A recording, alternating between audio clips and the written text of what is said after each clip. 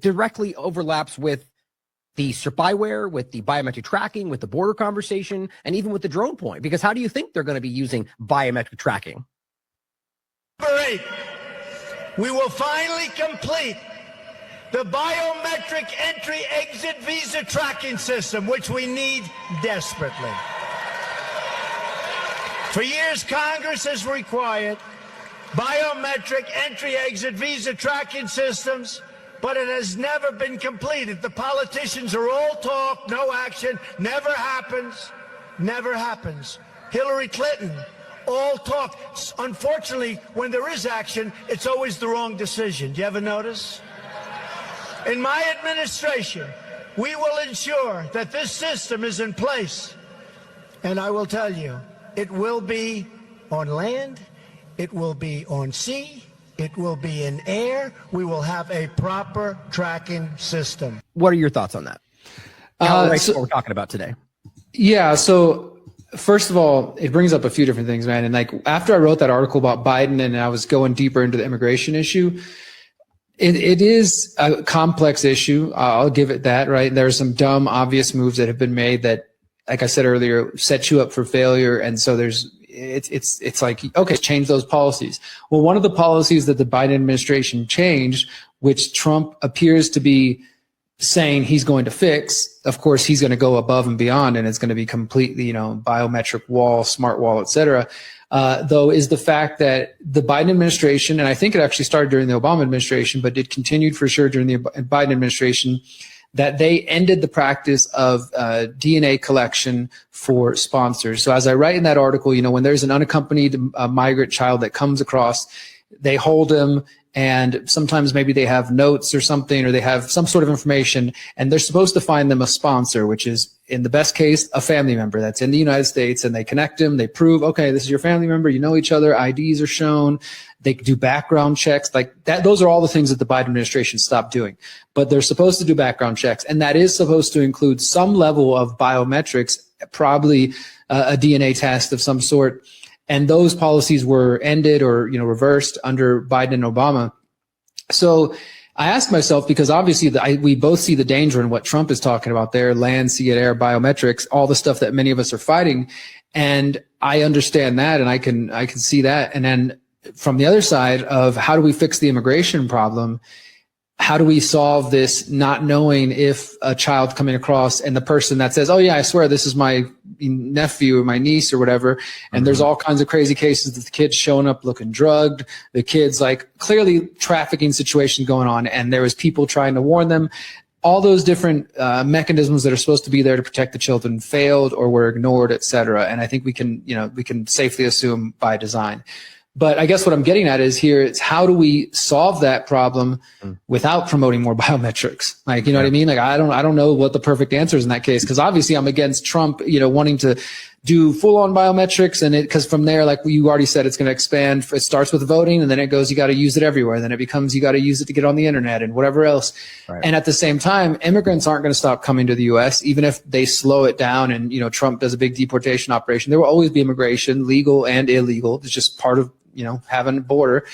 And how do we improve that situation? We're not going to solve that right here, but that's just where my mind goes. It's like, damn, we're like kind of stuck in between, a rock and a hard place. Like, we don't want to promote biometrics. And at the same time, that seems like that might be one way, DNA testing or something, some level of, more than they're doing now. At the very least, the background check, like show a picture with this person and a family member or something, right?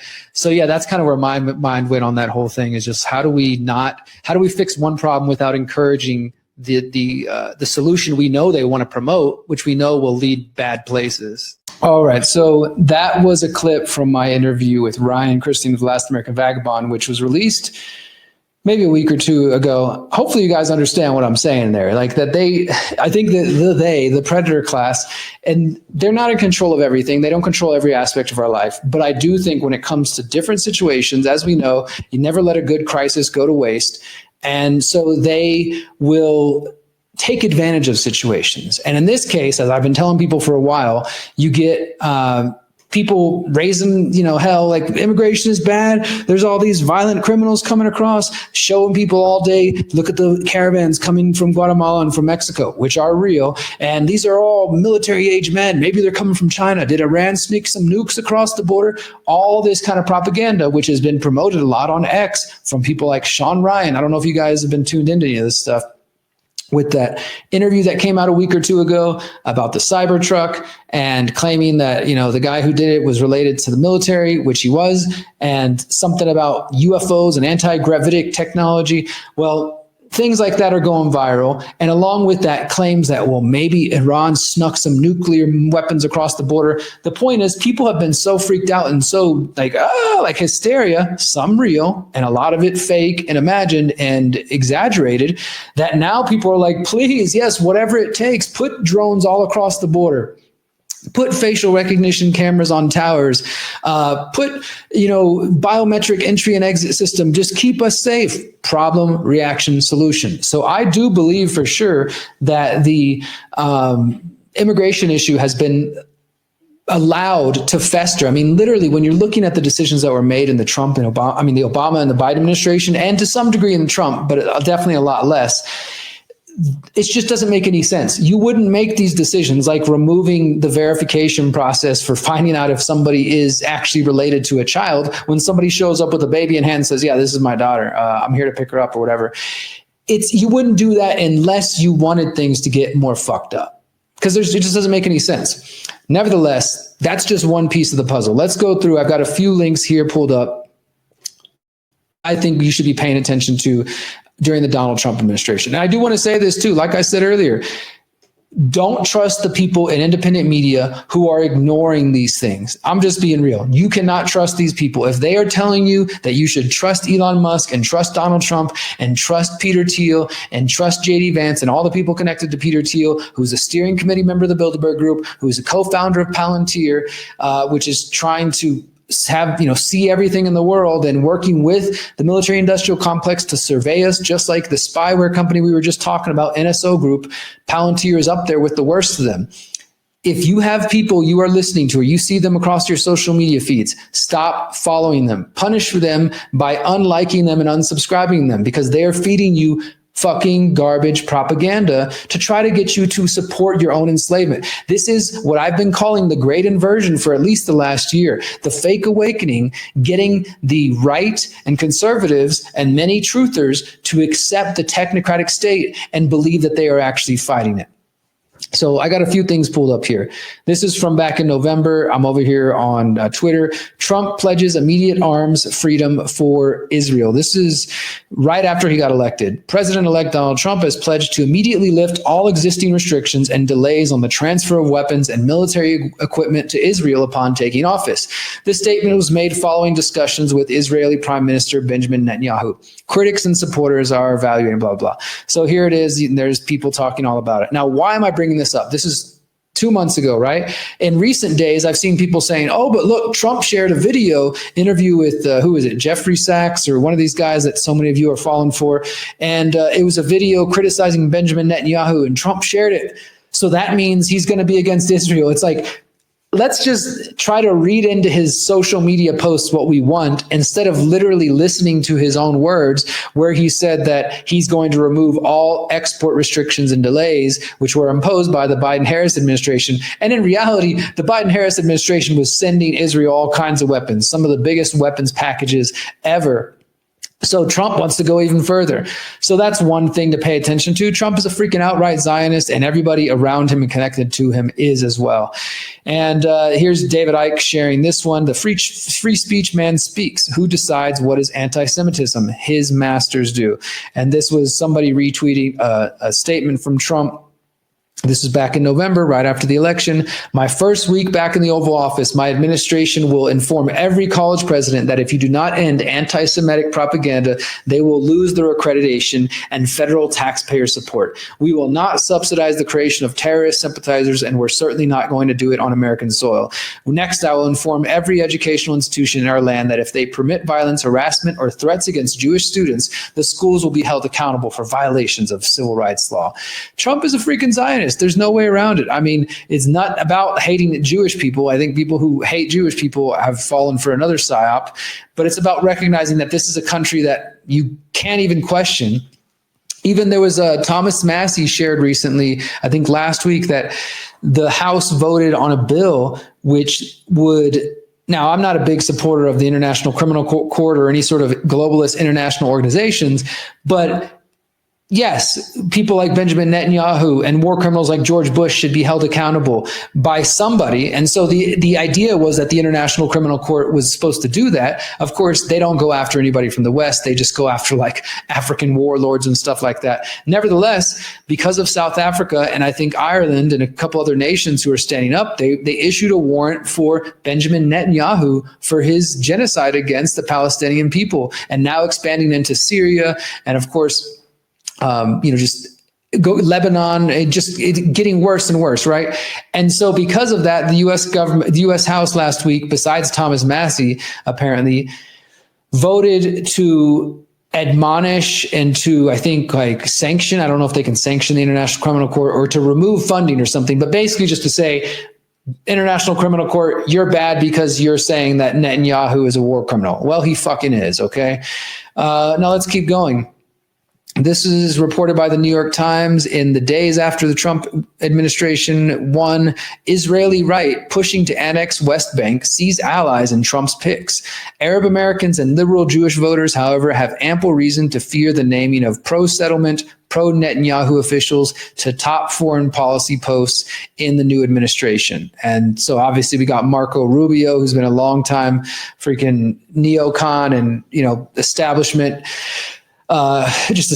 puppet. Representative Elise Stefanik of New York as ambassador to the United Nations, also a hardcore Zionist. Former Governor Mike Huckabee of Arkansas as ambassador to Israel, also a Zionist. Stephen C. Witkoff, real estate developer and golf buddy of Trump, also a Zionist, now appointed special envoy to the Middle East. And it goes on and on. He's surrounded by Zionists. Let's see who else we got here. Let's get into that one in a second. Here, this lady, Tulsi Gabbard, another lady that so many people out there are falling for. She, back in 2023, so not a long time ago, she said that the rally in Israel was a powerful experience and she was full of hope. And she discussed the anti-Israel sentiment from some members of her former party, because she's no longer an anti-Israel Democrat. Now she's a pro-Israel Republican, basically went from independent all the way to Republican. And she also, for those who don't get it, because she's got a little silver in her hair and she's a surfer, she's so cool, we can all relate to her. I guarantee you part of that is fucking marketing to make her seem appealing to a lot of people. Here's a somewhat pretty lady who's a millennial and surfer and's got a silver streak in her hair. We can trust her. Pay no attention to her lying about World Economic Forum connections and the CFR connections, which I confronted her about. If you guys haven't seen that, go to theconsciousresistance.com. But she's an outright Zionist. She also is pushing this post 9/11 George Bush era propaganda about, radical Islam. And not to say there aren't any radical Islamists out there. Obviously there are, but there's also people who are trained and promoted by the CIA. And that threat was pumped up in the Bush era, of course, to justify war. She's part of that whole thing. She's part of promoting that we need to be hard on radical Islam and protect Israel at all costs and this sort of stuff. And even just in the last week, she's made it clear, because now her nomination is coming up and she's got to, give in and do whatever she wants, whatever they say, so she can win. And of course, my argument would be that was the goal the whole time. But nevertheless, now she's saying she will support the FISA secret surveillance courts. The ones that Trump railed against for years and said were used against him. But then when he got into office, he did nothing but support them and allow them to continue. And that she said she was going to rein in as the next director of national intelligence. But now, because her nomination might be under threat, okay, I'll back off that, guys. Just let me get in there. And of course, some of you are going to make excuses. Well, Derrick, that's how politics work. You got to play the game. If you're going to get in there and make any change, they have to fulfill Trump's agenda. It's bullshit. And you're falling for it again. And you're fucking retarded if you keep doing it. Whoops. Sorry. Did that come out? Who else we got here? Okay, so Michael Tracy, he tweeted this one. This is another Scott Bessent, billionaire hedge fund manager who raised tens of millions for Trump and was previously the chief investment officer of the Soros Fund Management, has been named Treasury Secretary. The great populist anti-establishment revolution continues apace. Okay, Trump's pick for Jim O'Neill is the number 2 at HHS. So we got Robert F. Kennedy nominated for HHS. If it even happens, we'll see what he does. But who's his number 2? Jim O'Neill, a close associate of early Trump backer Peter Thiel for HHS Deputy Secretary. Trump said he will oversee in all operations and improve management, transparency, and accountability to make America healthy again. And he will be the right-hand man of Robert F. Kennedy Jr. if he is chosen. Well, who is this guy? Well, he's the former CEO of the Thiel Foundation. Who's the Thiel Foundation? That's Peter Thiel's literal foundation. And this comes years after O'Neill was in the mix for Trump's first FDA commissioner in his first term. O'Neill has ties to Silicon Valley and previously served as HHS Principal Associate. Listen to this title, Principal Associate Deputy Secretary during the George W. Bush administration. He is noted for his role in co-founding the Thiel Fellowship and his time at the CEO of anti-aging nonprofit SENS Research Foundation, which is also related to Peter Thiel. So he sits on the former CEO of the Thiel Foundation, co-founder of the Thiel Fellowship, worked in the Bush administration, looking like a great pick here, guys.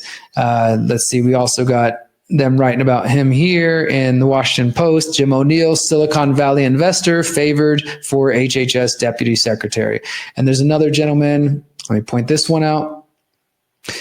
So Trump, I posted this December 24th. So Trump named Ken Howry as his pick for the U.S. ambassador to Kingdom of Denmark. Howry previously served as a U.S. ambassador to Sweden, and Trump wrote that he served our nation brilliantly in that role. The connections between Howry and Peter Thiel and the WEF, the World Economic Forum, run deep.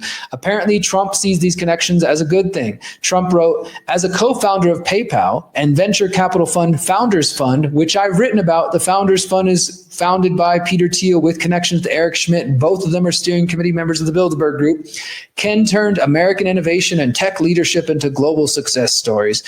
For the purposes of national security and freedom throughout the world, the United States of America feels that the ownership and control of Greenland is an absolute necessity. Thank you, Ken, and congratulations. And so when I pointed this out, some people are like, well, who cares? You know, he's an ambassador to the Kingdom of Denmark. What does that matter?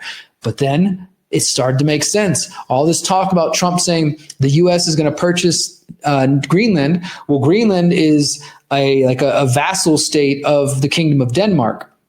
And Denmark keeps saying, you know, we're going to protect Greenland. It's not for sale. Greenland saying we're not for sale.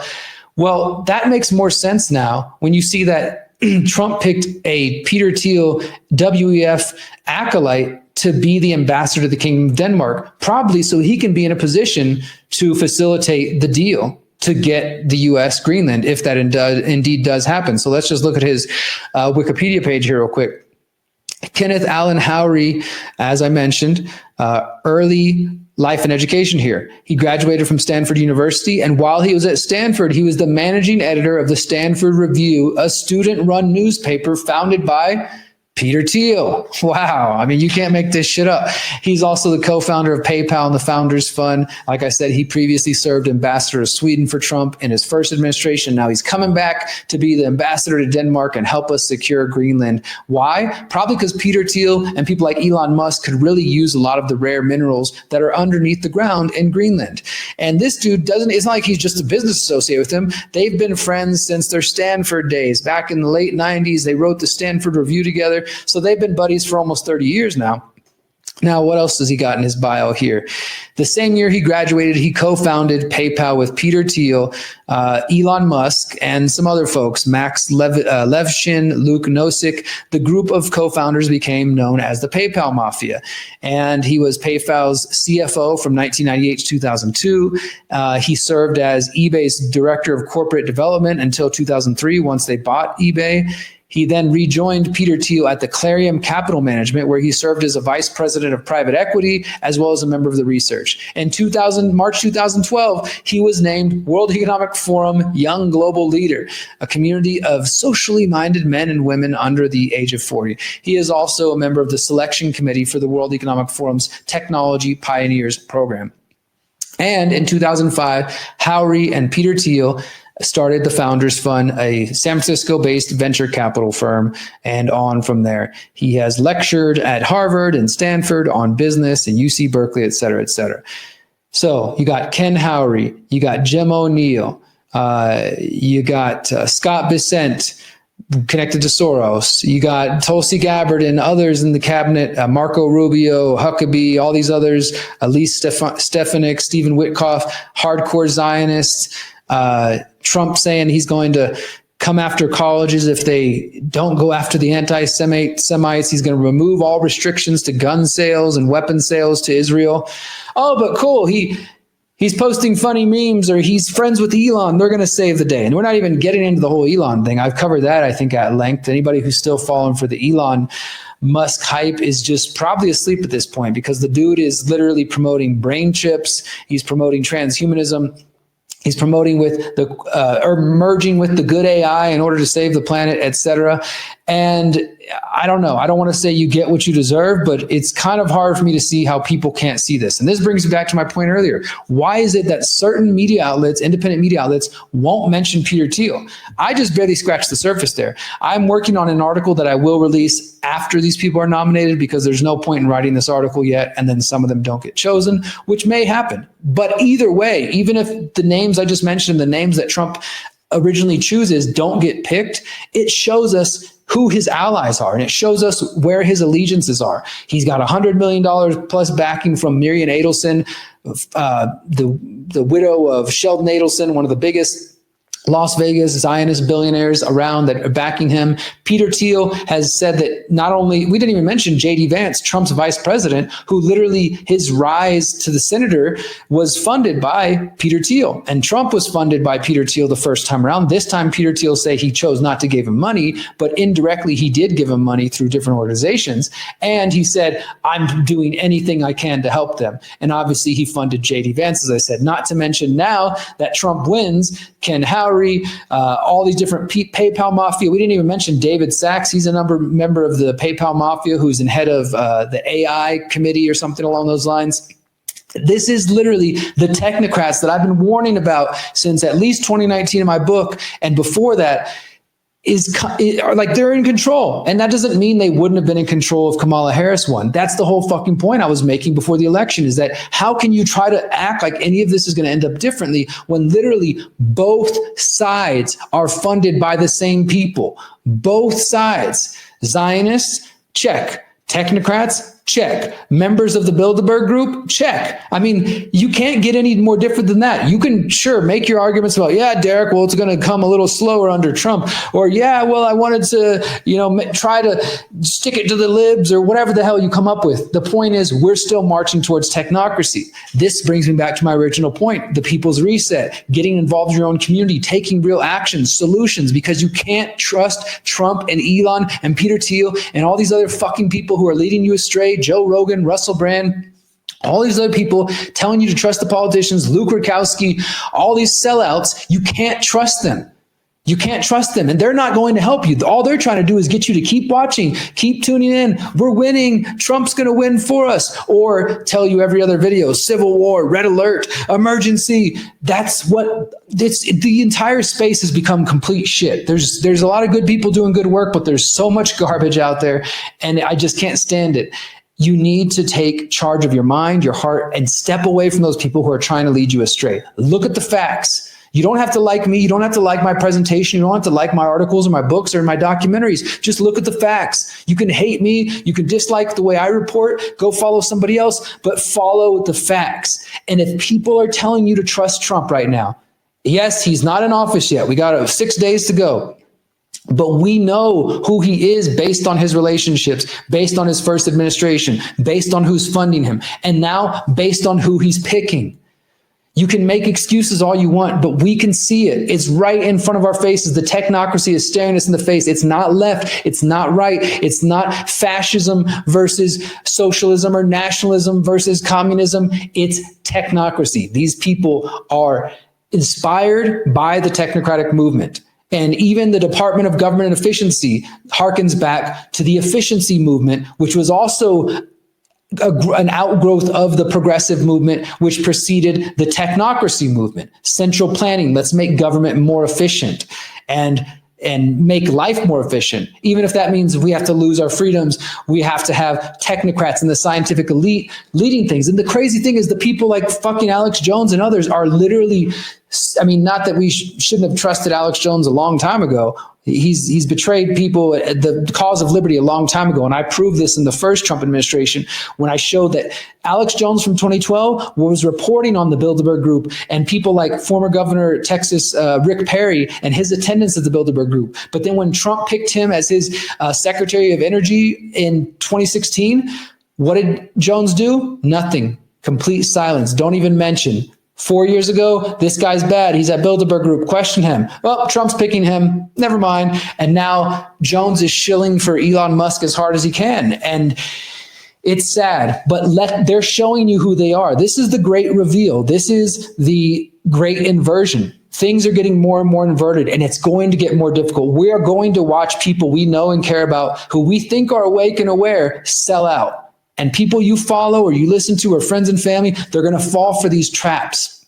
I'm not even talking about the people who aren't awake yet. I'm talking about people who think they're awake, and they're going to walk right into Elon's good AI and putting the brain chip in and trusting the biosecurity, the nano technocratic state that is coming into view, including with things like geoengineering, including with things like fluoride and dumbing us down. And then the larger part of this technological apparatus, like we showed you in the clip a moment ago, that Trump himself is saying they're going to have a biometric entry and exit system. We're getting closer to digital IDs. These things are not going away. And if you're listening to podcasters and YouTubers and whatever the fuck else, people who are telling you to just sit still and trust the plan and trust Trump and trust the billionaire technocrats, you need to find better sources. You need to take control of your life like yesterday, because it's not going to go away. I'm sorry. It's not just going to disappear, and voting's not going to fix it, and trusting Trump's not going to fix it. You actually have to get control of your life. You have to get off your ass. You have to get activated. You have to get motivated and say, I'm fucking alive. I'm awake. I'm a breathing, living human being, and I'm not going to fucking be sucked into slavery. I'm not going to allow myself and my family and the coming generations to suffer because I chose to do nothing. I can see the problem, and I'm going to act. I'm going to channel the best of my lineage and of my ancestors who worked so hard through blood, sweat, and tears to get me here. And I'm going to channel that energy, and I'm going to give it everything I fucking got, because being alive matters, and having liberty and keeping this very young seed of an idea of individual liberty, which hasn't even survived that long in humanity's history, keeping that alive for the coming generations is so important. And I'm going to push past my laziness. I'm going to push past my doubts and my fears and my insecurities. And I'm actually going to take control of my life and take control of my financial situation and take control of my mental situation and my health, so that I can at the very least make the effort to try to leave behind a better world for the coming generations. And maybe even knowing that we won't succeed, or perhaps we might get part of the way, but it's more important than anything. Nothing else matters, and it's worth the effort. At least that's where I'm coming from. Maybe I'm just crazy. Since 2012, the Conscious Resistance Network has been an independent media organization focused on empowering individuals through education, philosophy, health, and community organizing. We work to create a world where corporate and state power do not rule over the lives of free human beings.